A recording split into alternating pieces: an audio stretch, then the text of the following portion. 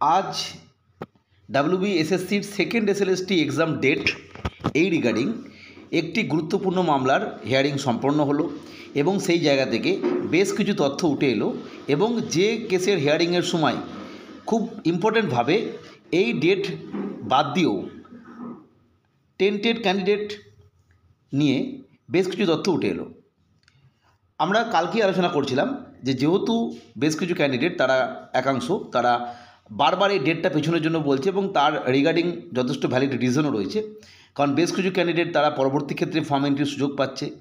এছাড়া যারা যোগ্য চাকরি প্রার্থী বা যোগ্য যারা শিক্ষক আর কি, তারা কিন্তু নিয়মিতভাবে স্কুলে যাচ্ছেন এবং স্কুলে যাওয়ার পর এক্সট্রা টাইমে পড়াশোনা করছেন এবং স্কুলের নির্দিষ্ট যে কাজ রয়েছে সেগুলো চলছে, শিডিউলগুলো আছে। সেই জায়গা থেকে ডেটটা পেছনের জন্য একটা হিয়ারিং ছিল। সেই হিয়ারিং চলাকালীন যে তথ্যগুলো উঠে এলো তার মধ্যে ইম্পর্টেন্ট যে বিষয়টা সেটা হচ্ছে অযোগ্য যে প্রার্থী অথবা অযোগ্য যারা শিক্ষক হিসেবে নিয়োজিত পেয়েছিলেন টেন্টেড যে লিস্ট, সেই লিস্ট রিগার্ডিং একটা তথ্য উঠে এলো। এবং 2 নম্বর বিষয়, এই যে লিস্ট প্রকাশের সম্ভাবনা দেখা দিল এবং তার সাথে সাথে টেন্টেড ক্যান্ডিডেট যেটা আমরা পূর্বেই দেখছিলাম, সেই জায়গা থেকে আজকে এই হিয়ারিং এই বিষয়টা উঠে আসে এবং সেখানে রাজ্য সরকারের পক্ষ থেকে জানানো হয় যে না, এরকম কোনো তথ্য নয়, এটা সম্পূর্ণ মিথ্যা।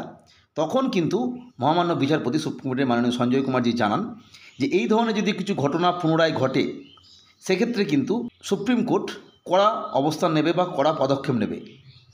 অর্থাৎ কোনো একটি অযোগ্য ক্যান্ডিডেট যেন এই তালিকার মধ্যে পুনরায় না আসে, কোনোভাবে না আসে এবং তারা যেন কোনোভাবে পরীক্ষা দিতে না পারে। অর্থাৎ একদম কংক্রিট একটা ডিসিশন কিন্তু এখানে জানানো হলো।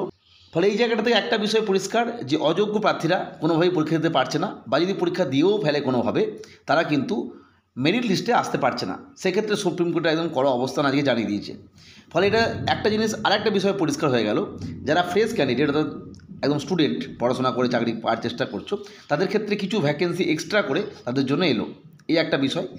এবং 2 নম্বর বিষয় যেটা অযোগ্য প্রার্থী যে লিস্ট, সেটা বারবার করে আজকে যে আলোচনা সেখানে উঠে এসেছে যে লিস্টটা কেন আপনারা পাবলিশ করছেন না বারবার। সেই জায়গা থেকে যে তথ্যটা উঠে এসেছে যে 7 ডেজ, আফটার 7 ডেজের মধ্যে কিন্তু লিস্ট প্রকাশ করার একটা কথা উঠে এসেছে। পরবর্তী ক্ষেত্রে এই লিস্টটা আদৌ প্রকাশ হয় কিনা সেটাই দেখার।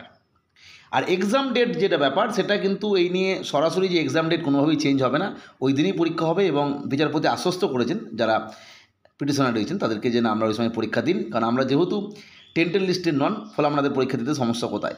অর্থাৎ আমরা বুঝতে পারছি এক্সাম ডেট ওই দিনই হতে চলেছে, অর্থাৎ পরীক্ষা পেছনের কোনো ব্যাপার নেই। এবং এটা এসএসসিও পূর্বেই জানিয়েছিল তাদের অফিসিয়াল ওয়েবসাইটে যে পরীক্ষা পিছলে, যেহেতু ফেস্টিভ সিজন এসে আসছে সমস্যা। 2 নম্বর হচ্ছে অযোগ্য যে লিস্ট, টেন্টেড লিস্ট প্রকাশের সম্ভাবনা থাকছে, এটা যতক্ষণ না প্রকাশ পাচ্ছে বা সরাসরি যে অর্ডার সেটা আসতে বোঝা যাচ্ছে না।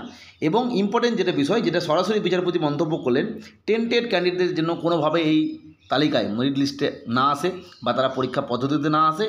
এবং আইনজীবী কল্যাণ ব্যানার্জি স্পষ্ট জানান যে না, এটা নিয়ে আমাদের কোনো ইয়ে নেই এবং আমরা কোনোভাবেই অযোগ্য প্রার্থীদের পাশে নেই বা অযোগ্য প্রার্থীদের এই পরীক্ষার পদ্ধতিতে আসতে আমরা দিচ্ছিও না। অর্থাৎ আজকের এই 3টে ইম্পর্টেন্ট বিষয় উঠে এসলো। ফলে তোমরা নিশ্চিত থাকো, পড়াশোনা করো, পরবর্তী 7 তারিখ এবং 14 তারিখ অবশ্যই তোমাদের ভালো ফল হবে এই আশা রাখছি।